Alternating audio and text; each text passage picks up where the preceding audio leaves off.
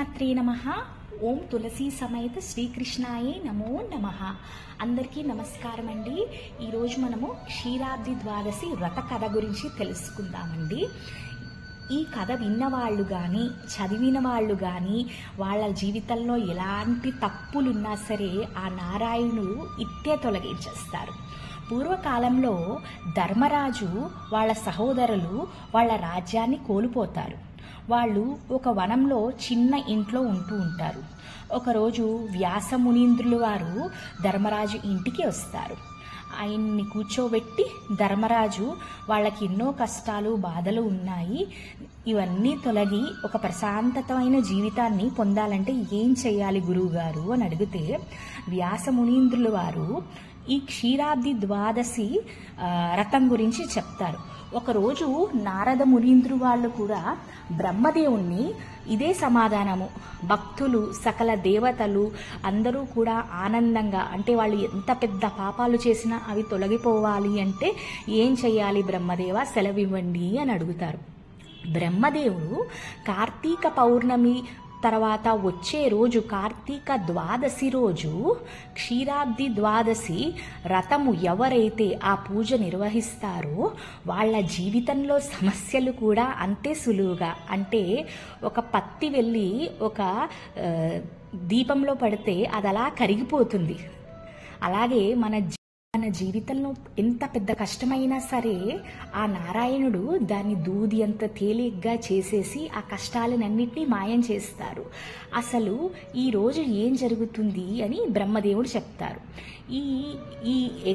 ఈ ద్వాదశి రోజు సాయంత్రము స్వామివారు సూర్యోదయం అయిన తర్వాత పాల సముద్రంలోంచి ఆ మహావిష్ణువు లక్ష్మీదేవి ఇద్దరూ కూడా బృందావనంలోని తులసి కోటలోకి వెళ్ళిపోతారు. ఎవరైతే ఈ తులసి కోటకి మనస్ఫూర్తిగా పూజ చేస్తారో వాళ్ళలో ఉన్న ఎలాంటి కష్టాలు కానీ ఎంత పెద్ద పాపాలు అయినా సరే చాలా సులువుగా తొలగిస్తారు అని చెప్తారు. అప్పటి నుంచి నారదుడు సకల దేవతలు ఈ క్షీరాబ్ది ద్వాదశి రోజు బృందావనం వద్దకి వెళ్ళి పూజలు జరుపుకుంటూ ఉంటారు. వాళ్ళు ఎంతో ఆనందంగా వాళ్ళకి ఒక పరిష్కారం దొరికింది అని ఈ వ్యాసమునీంద్రుల వారు ధర్మరాజుకి చెప్తారు. అప్పుడు ధర్మరాజు ఈ పూజా విధానం ఎలా చేయాలి స్వామి, ఒక్కసారి నాకు వివరించండి అంటే ఆ రోజు అంతా ఉపవాసం ఉండి కార్తీక పౌర్ణమి రోజు ఉపవాసం ఉండి మన్నాడు వచ్చే ద్వాదశి సాయంత్రం రోజు శుభ్రంగా స్నానం చేసి తులసికోట వద్ద శుభ్రం చేసుకుని ముగ్గు పెట్టుకుని పసుపు కుంకుమతో అలంకరించుకుని పూజ చేసుకుని ఈ రథకథ విని లేదా విన్నా చదివినా ఒకే ఫలితం అండి, ఏమీ పెద్ద తేడా ఏం లేదు. విని ఆఖరిలో ఆ దీపదానం చెయ్యాలి. అంటే ఆ లక్ష్మీనారాయణులకి ఇద్దరికీ కూడా నెయ్యి ఒత్తుతో వేసిన దీపాన్ని ఆ తులసి కోట దగ్గరికి పెట్టి ఆ దీపాన్ని ఒక బ్రాహ్మణుడికి దానం చేస్తే మీ కష్టాలన్నీ తొలగిపోయి మీరు అనుకున్నవన్నీ కూడా చక్కగా అవుతాయి అని వ్యాసమునీంద్రుల వారు సెలవిస్తారు. ఇదండి క్షీరాబ్ది ద్వాదశి రథ కథ. ఈ పూజ అందరం కూడా భక్తి భావనలతో ఈ క్షీరాబ్ది ద్వాదశి పూజ చేసుకుందామండి.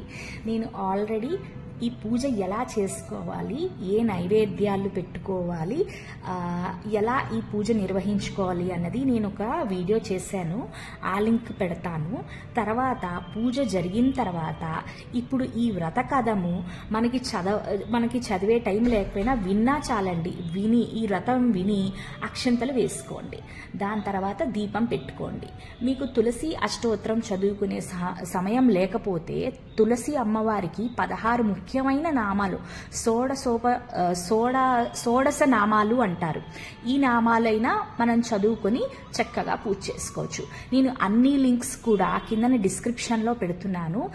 చక్కగా మాదొకటే సంకల్పం అండి, మీరందరూ కూడా భక్తి భావనలతో ఈ పూజ చేసుకుంటే మాకంతే చాలండి. శ్రీమాత్రే నమః. సర్వం శ్రీకృష్ణ అర్పణం. Thank you so much.